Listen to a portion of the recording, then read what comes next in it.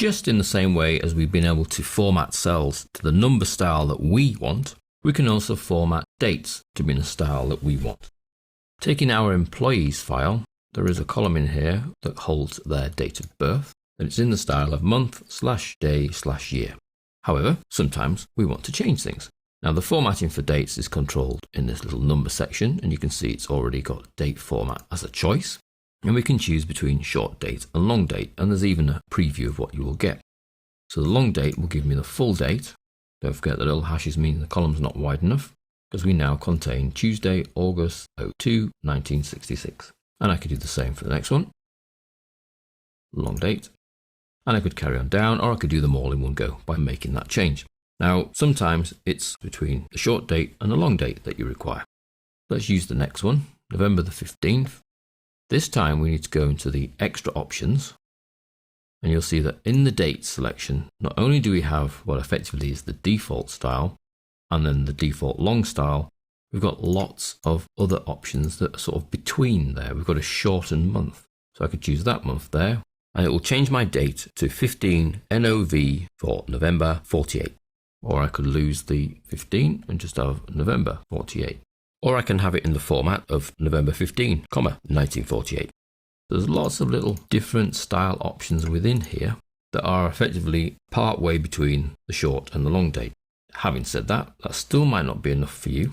We can customize our own date format. So we go back to the options.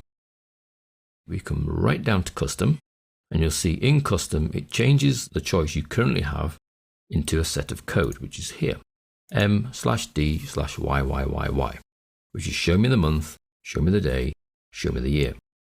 I can replace this with my own abbreviations.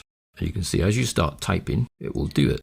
So D is 1, 2 Ds is 01, 3 Ds gives me Chew, and 4 Ds gives me Tuesday. So August the 1st, 1939 was a Tuesday, and we can get the cell to show us Tuesday by leaving 4 Ds, or 3 Ds for the abbreviated, 2 Ds for 01, and 1 D for 1. Now obviously, if you put 1 D and it's the 15th, it will still show 15. The difference between the D and the double D is if it's a single digit date, whether you get a 0 in front of it. So let's use a combination. Let's go for 3 Ds, Tuesday, 2 Ds, 01, and then I can use M for months, and you'll see that 1M gives me 8, 2 M's gives me 08. So if I put 1M and it's December, I will still get 12.